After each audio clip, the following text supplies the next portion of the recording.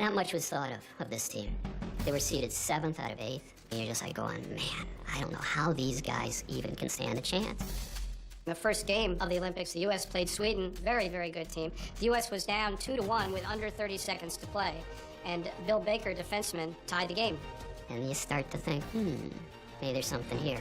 They somehow beat the Czechs, who many people felt were the second best team in the world. That was the real wake-up call. That was when, wow, this is really coming together. And here's where Jim Craig steps up. You have this whole team of underdogs, and then you have this guy who just emerges as the goaltender to end all goaltenders. By the time the Friday night came against the Soviets, they were in as good a place, I think, mentally as they possibly could have been. The Soviet Union team had won 4 out of 5 gold medals, world championships. They won time after time. In a lot of ways, this made me work to the Americans' advantage because it was easy to overlook them. Very big save by Jim Craig. The Soviets dominated more in the beginning, but by the third period, the Soviets were a little bit back on their heels. With exactly 10 minutes to go, we're winning 4-3. And as it ticked down, to call it euphoria, to call it joy, to call it unabashed patriotism, I mean, none of that can do it justice.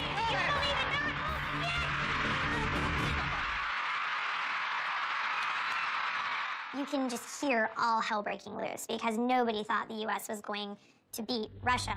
They scored the big upset over the Soviet Union, the best hockey team in the world. A lot of people think the Russian game guaranteed them the gold. It didn't guarantee them a thing. If they lost the last game against Finland, they were possibly not going to even get a medal, let alone the gold. It's one thing to rise to the occasion once. Okay, wow, epic upset, great game, you played beautiful. Now do it again.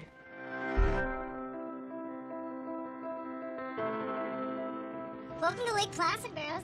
Yeah, it's a cool town. It's quaint. It's smaller than I imagined. It's hard to believe that something so significant took place in this little cute town. Yeah, it put the town on the map. I mean, I don't think many people ever heard of Lake Placid other than the people who live in this area before 1980. So we're on the way to see Peter Capicilli, the guy who actually drapes the flag over Jim Craig in that moment following the gold medal game. And we're heading to the actual arena where this game was played, where this iconic moment took place.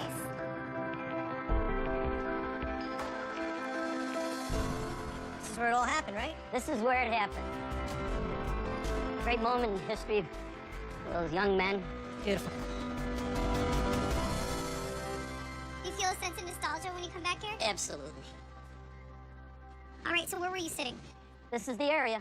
Actually, I was standing right here on this ledge with the flag draped over. Wow. And Jim Craig was in the crease, and I was yelling to him as the numbers were counting down, 10, 9, 8, 7, and I'm yelling to him. I could stand on it if you like. Yeah, Like let's this. do that. I'm yelling to him, and I'm saying, and the flag's draped over here, and I said, come and get the flag, come and get the flag. And I think he nodded that he would. The crowd going insane at the moment. United States leading Finland 4-2. 5 seconds to the gold medal. 4 to the gold medal. This impossible dream comes true.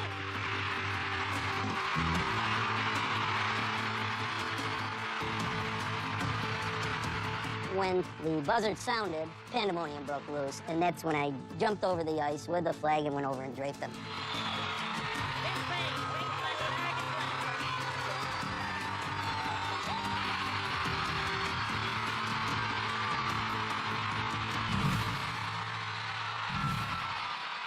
Draping the flag. Was this something you knew was extraordinary at that moment? Not at all. Draping him with the flag was just me trying to say, we are so proud of you. We are so proud to be an American. And look at everybody chanting USA. Let me say thank you for everybody. It's an incredible story, I have to tell you. That's the flag we need to find. You can have a seat. Maybe we could just chat a little bit. Let's talk about that flag briefly. Can you describe it? Like, what was the size? It hung on about a 40-foot pole, so it was rather big. Yeah. It was a flag that had flown over our condominium community. Okay, but if you held it up, would it cover basically your whole body, head to toe? Oh, yes, it covered the whole glass. This whole painting, Yes, the and whole below border it. right here. The whole pane of glass and below it. And all the way to the floor. Almost. Is this flag weathered at all? Or is it Yes, pristine? it was. It was. Not only was it weathered at the bottom, it was frayed a little, but also when I jumped over the glass, I cut my hand, and I think there's a blood stain there. Capicilli recounts the events of that night, even showing us the green sweater he wore to the game. He says that soon after the game ended, he draped Jim Craig with the flag. Then Craig pulled it down onto his hockey stick and started looking for his father up in the stands. That's when that iconic photo was taken. Within minutes, a few other players took the flag and skated around with it, but gave it back to Caposilli as they left the ice. And then one of them asked, can we have it tonight for the medal ceremony? And I said, absolutely. So they took the flag and they had it all draped out while they were standing around it. At the end of the ceremony, Caposilli says he again got his flag back and then kept it in his basement for 18 years. And in 1998, he decided to give it back to Jim Craig at the American Hockey League All-Star Game. They said, he deserves it. It's his. I was offered a ridiculous amount of money for it. And I said no. I said, you know, if I'm going to do anything, I'm going to give it back to either Hockey Hall of Fame or to Jim Craig, and I chose to give it to Jim Craig. The flag that was originally draped around Jim Craig is being draped around Mr. Craig right now, 18 years later. And the original guy that was there in Lake Placid. When we draped Jim Craig and his son, Jim generously gave me his USA warm-up jacket that he had in 1980. Wow. To Peter, thanks for making me and you part of one of the greatest moments in sports. Jim Craig 1980 gold. That's awesome. That's really special.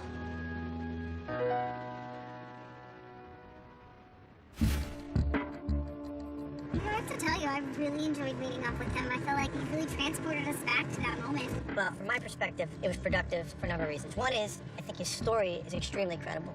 He was able to give a very good description, and most importantly, some very distinguishing factors to the flag. The fact that it was frayed, the fact that it had some blood on it. The question is, did he take it off? Did the same flag come off Jim Craig? How did he get it back in his possession? Did it ever leave his possession again? And were there any other flags out on the ice at that moment? Sure. Could the flags have gotten mixed up by chance? Sure.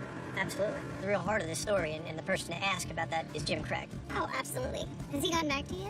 He has not. You know, I've reached out to him a couple of times, and I'm hoping that he gets back to me shortly. Without talking with Jim Craig or seeing the flag for myself, I can't be sure what he has in his possession. But there's an even larger issue I have to confront. There's another person out there who claims to have that iconic flag. The intel comes from Kevin Cady, Kevin Cady, nice to meet you. a former hockey equipment manager who, shortly after the 1980 Olympics, overheard a conversation about that very flag between Jim Craig and his friend, a Swedish goalie named Pelle Lindbergh. So what's your understanding of what happened with the Jim Craig flag? Pelle Lindbergh and Jim Craig played against each other in Erie right after the Olympics. After the game, we went back to the Ramada Inn, and we sat for most of the evening, and it was just a conversation like this where, you know, they talked about how they were playing, goaltending, and they brought up the 1980 flag. Wow. It's my recollection from Pelle that he received that flag from Jim Craig. So, according to Pelle, just so I understand, it was believed by both he and Jim Craig that that was the flag that was draped on Jim Craig right after the game. No doubt in my mind, At that time, they believed. that was the belief that I got, and that's what Pelle told me. Lindbergh and Craig had become friends at the 1980 Olympics, when Craig won gold and Lindbergh won bronze, and continued a friendship on the ice when they both joined American teams. And, according to Cady, Craig gifted his famous flag to Pelle at the Olympic Village. If that's true, my question is, where did it go after that? And talk to me about what happened to the flag. I've seen it numerous times. In 82, 83, 84. You know where it is today? I do. Where is it? Sweden. Today, I'm in Boston meeting with Kevin Cady, a former hockey equipment manager who has a bombshell of a story that completely contradicts the narrative that I heard yesterday, where the iconic American flag from the 1980 Olympics was returned to Jim Craig in 1998. According to Cady, Jim Craig gave that famous flag away immediately after the Olympics to a Swedish goalie named Pelle Lindbergh, and to this day, it's in Sweden. Pelle Lindbergh was in possession of it with his fiancée, Kirsten Peach, after the Olympics.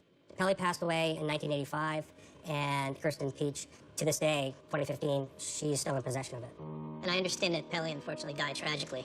Tell me about that. Yeah, he died in November of 1985 after a game. It was an alcohol-related crash, Right. and the Flyers paid first class for everybody, including me, to fly with Pelle's casket in the plane over to Stockholm, and I was there for the funeral. Pelle's tragic and untimely death at the age of 26 rocked the hockey world. But what no one knew is that he might have left behind one of the most famous and valuable pieces of sports memorabilia of all time. And have you stayed in touch with Kirsten? I have, yes. there's still quite a connection between me and his family. So why do you think Kirsten has the real flag? Pelly, one, told me that he received this flag from Jim Craig at the Olympics. No reason for him to lie about that. I sat with Pelly Lindbergh and Jim Craig in 1982, at some point, 81, 82, where they discussed the flag. And I've seen it numerous times. Would you mind reaching out to Kirsten and asking her if she'd be willing to speak with me? Sure, absolutely. There's really no way to overestimate how valuable this flag is, historically and monetarily. If it is found, it would join the ranks of a select few pieces of Olympic memorabilia that transcend their sport. Like Jesse Owens' 1936 Olympic gold, which sold for $1.47 million, and a torch from the 1952 Helsinki Games, which went for $360,000. Jim Craig's flag could rival those sales because it represents one of the most triumphant moments in American sporting history. The Jim Craig American flag, it's like the Shroud of Turin for hockey. It represents a very specific moment and a really critical part of U.S. history and sports history. 5 seconds to the gold medal. 4 to the gold medal. This impossible dream comes true. Pandemonium after the final seconds tick off in the Finland game. Gold medals guaranteed. It's over. They've won. And the party goes on in the stands. Jim Craig starts to skate around the ice, and all of America could read his lips as he starts to ask, "Where's my father?" Jim Craig looking for his father. In the Craig family, his mother was the big hockey fan. His mother was the one who made sure his skates were sharpened and he got equipment and etc. His mother, Margaret, had died 3 years before.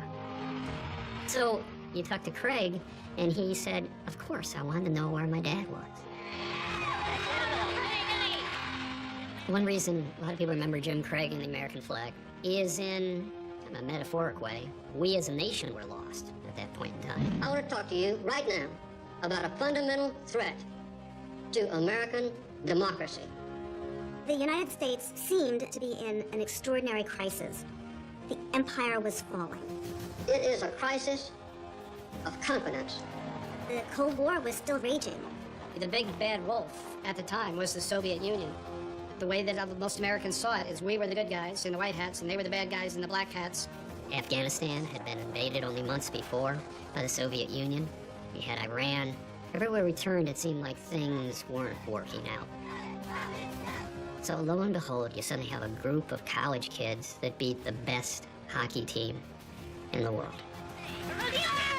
And then, less than 48 hours after the U.S. has beaten Russia, they're asked to rise to the occasion again with a gold medal on the line against Finland.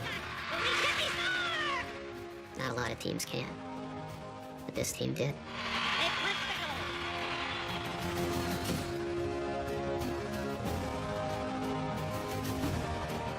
You know, you can say it's just sports, but ultimately I think it really reassured and bolstered the nation when it needed it the most.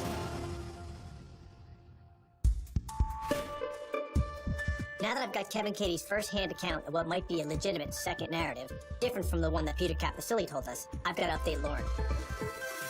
According to Kevin Katie, he's seen that flag many times at Kirsten's home in Sweden, and in fact has seen it relatively recently, and is certain that that flag never left her possession. But this completely contradicts what our guy Peter Capasili said. That's right. I think what we should do is try to, find out more about Kirsten Sumnall and Pelly Lindbergh.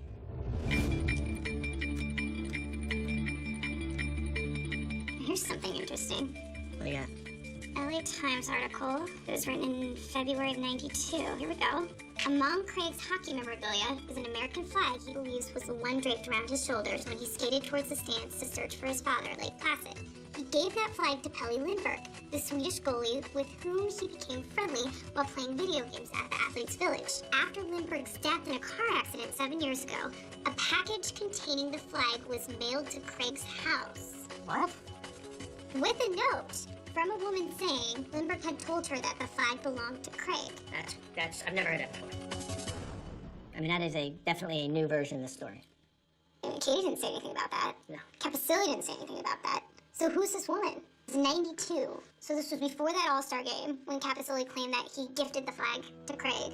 Look, it certainly sounds like it's Kirsten, but that's not Kirsten's story, according to Kevin Katie. This article is yet another strange twist. And if it's true, it means Craig might have two flags in his possession. One he received from Capasili in 1998, and the one mailed to him in 1982. We definitely have to talk to Craig about all this. But first, what anonymous woman would have sent that package? We need to find Kirsten. Yeah, I think so.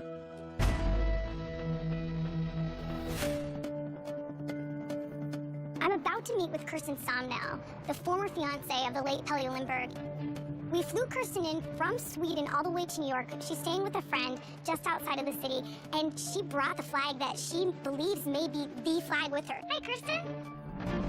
Hi, it's so nice to see you. Nice to meet you. I really appreciate you coming all the way from Sweden. I know it was a long trip. No problem. Thank you. Sit down. Thank you.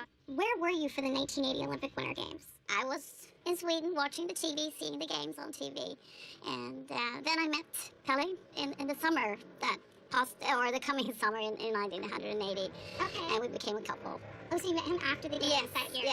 Yes. Tell me about this flag. Well, it'd been laying there for a while, and then I always saw it there, and then one day he suddenly said, you gotta be careful about this flag because it might get historical one day, and he told me that he had gotten that flag from Jim Craig after the games in Lake Placid. Did he have that flag from the time you guys began living together? Yes. At any point, did you attempt to contact Jim Craig from the time you met Pelle to today? I know that Pelle met Jim Craig after some game, but that they had dinner together, but more than that, I don't know what they talked about or anything. In 1992, the LA Times published an article saying that shortly after Pelle passed away, Jim Craig received a package in the mail containing an American flag. I read the article, and that made me a little bit upset because I definitely never sent anything back to Jim Craig. I'm meeting with Kirsten Somnell, who's the former fiance of Swedish goalie Pelle Lindbergh. Kirsten not only says that Jim Craig gave the flag to Pelle right after the games, when they were both in Lake Placid, but also after Pelle died in 1985, she's had the flag in her possession ever since.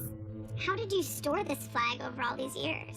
It was laying in our laundry room. Oh, really? Yes. So, can I see the flag? Of course. Wow. Wrapped up nicely. Yes. This is it. So this has been sitting in your laundry room for 35 years? Folded like this, so it looks almost brand new. And there's the signature from Mr. Jim Craig, too. Somewhere from there. There it is. Wow. Yes, so you can see it there, yeah. Jim Craig, best wishes and good luck, always. Wow. Wow. The fact that this flag was signed is a point in its favor. But I'll need to authenticate it to be sure.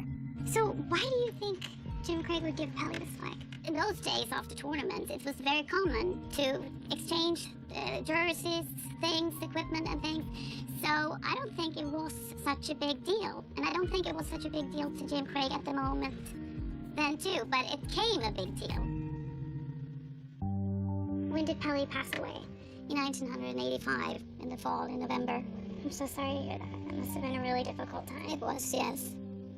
When you look at this flag, what do you see? What does it mean to you? Well, it's one of the last connections with Pelle, and the big memory of him. Well, now this is here was the Jim Craig, the big hero, but Pelle was a hero in his way in those games too, and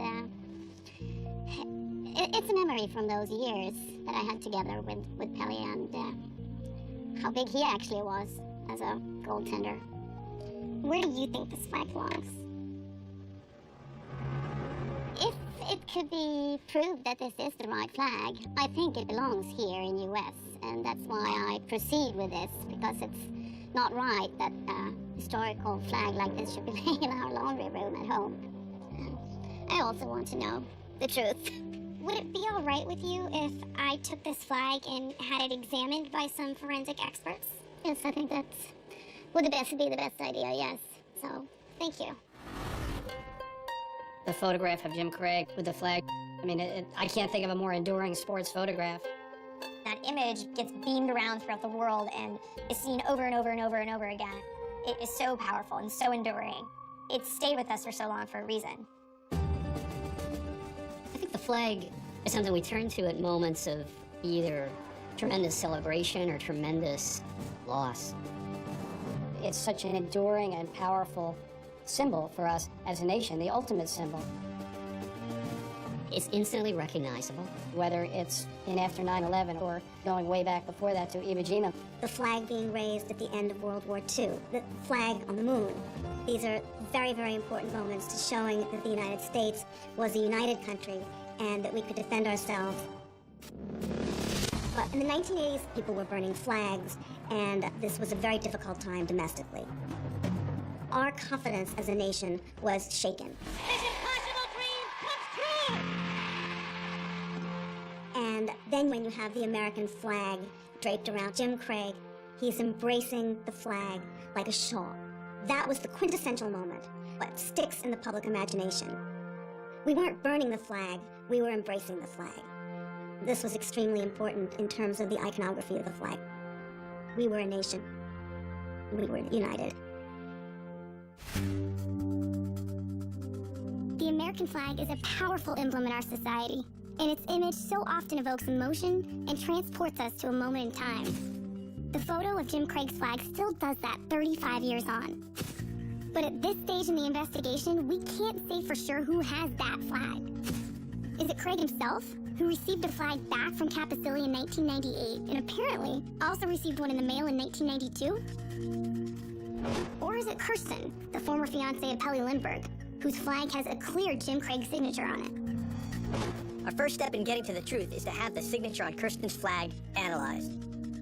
Handwriting analysts tell us that some letters are consistent with other Craig signatures, but others are less so. And they cannot definitively tell us that this is Craig's signature, which adds another layer to the mystery. So, with that in mind, we're bringing the flag to Professor Nick Petracco, a forensic scientist at John Jay College, to see if he can tell us, once and for all, if Kirsten's flag is the real deal. The woman who owns this flag believes that it's the flag that was draped over Jim Craig, the 1980 gold medal winning goalie for the U.S.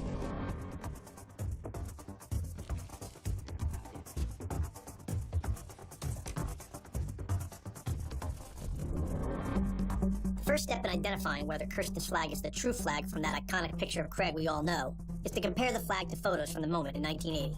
So let's get these out for you. This is right after the event, right after the gold medal was won. This is the flag we're speaking of, and I'm just going to show you a few, and you can certainly look at whatever ones you feel are appropriate. Here's a different view of the flag, obviously, to be in 1980. So the question, I guess the question's first, is this flag the same as any of the flags depicted here?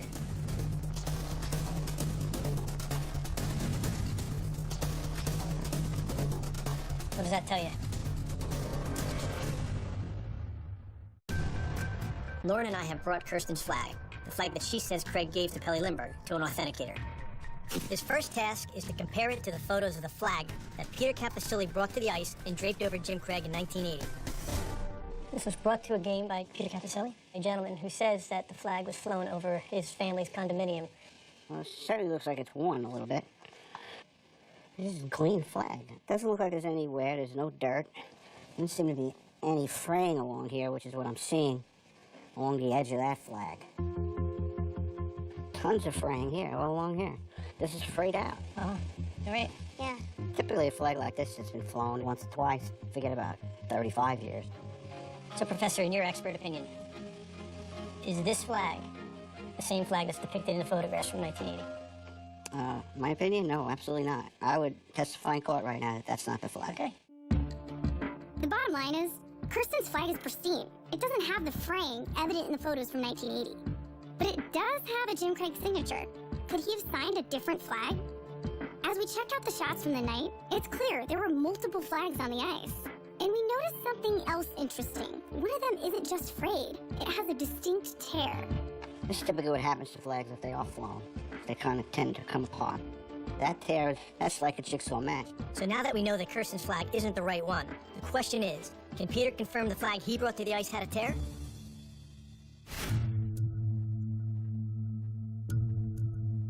How long did the flag fly over the condominium? You know, a long enough time to where it get weathered and we take it down and replace it with a new one. In addition to it being weathered, as you said, it was there with the tear in the flag. There was a little rip.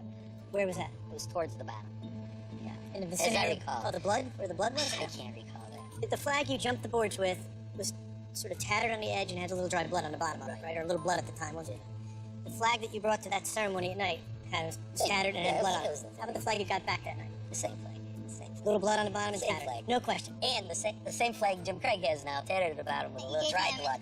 You gave to him in '98 at the AHL All-Star Game in Syracuse. Exactly. Capicilli verifies the key detail. He remembers his flag had a tear. But there were clearly numerous flags on the ice that momentous day in 1980. So how can we know for sure that Capicilli got that same torn flag back that night and then gave it to Craig in 1998? Cabot and I are going to look closely at all the photos we have post-1980 to see if that tear is still there. All right, so take a look. It's a perfect match. You have the flag from the Post Game celebration. Yep. We have that same flag at the medal ceremony, and you can even count the stripes. 1, 2, 3, 4. That's where the tear is. Peter Capicilli was able to unearth only a couple photos for us of the flag in the 18-year period that he held onto it. Well, let's take a look at this. This was 98, right? This was the dinner prior to the All-Star Game, the AHL All-Star Game. We can't see the tear. Right. I wish we had a full-length Right, photo. the picture doesn't go low enough. This is the 98 picture when Peter Capicilli presented the flag to Jim Craig. But we can't see anything in this picture really to distinguish it. There's no tear visible on any of the pictures we have post-1980. Maybe there will be something in the footage from the All-Star Game. Unfortunately, we have the same issue with the footage that we have with the photos. We can't see the full flag. So we can't know for sure if Capicilli took home the original torn flag and gifted it to Craig in 1998 or not. It's frustrating, and I feel like the only person who can definitively answer these questions is Jim Craig. Are you out there, Jim Craig? Can you show us your flag? It's not until a couple of months later that we finally get a break in the case. I found this article, 19-item lot, and one of those pieces is a famous American flag draped over his shoulder after the U.S. defeats Finland in that final game. It says that he's working with Leland's auction house. Sarah, how are you? Good, huge news. Jim Craig is selling his flag. What? Yeah, along with all his 1980 Olympic memorabilia. And there is a photograph of the flag. Hey! Yeah, and there's a tear in the fourth white stripe down. I mean, look, no question now, this is the flag that we saw in pictures in 1980, and we saw again in pictures in 1998. And now he's selling it. Yep, now he's selling it. So, Case closed, but I would love to see that flag in person, or at least have some people look at it. yeah, no, it's case closed is after we talk to Jim Craig. All right, girls, well, can you send me that email, and I'll talk to you soon. You got it, talk to you soon. Bye. I mean, it's almost like divine intervention when you get a piece of evidence like this in the middle of an investigation. Fortunately for us, the divine intervention did not end there. This is awesome. Thank you so much for your time. We good to go? Speeding? After months of trying to get a hold of Jim Craig, he's finally agreed to speak with me. Now, at last, it's time to get some answers. Let me just say, it's been a long time coming. So if I may, there's some questions about this flag I'd like to clear up.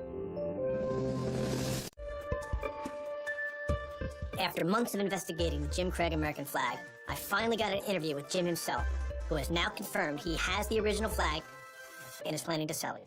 Why did you choose to sell it now? No, there's why now? I'm really looking to protect not only my kids, but their kids' financial future. And I'm hoping that whoever buys the collection will be able to display it for people to really savor this moment in time. The game was great. It seems to become sort of a symbol of America's ascension, America's back. Being a vehicle of that pride is a wonderful thing.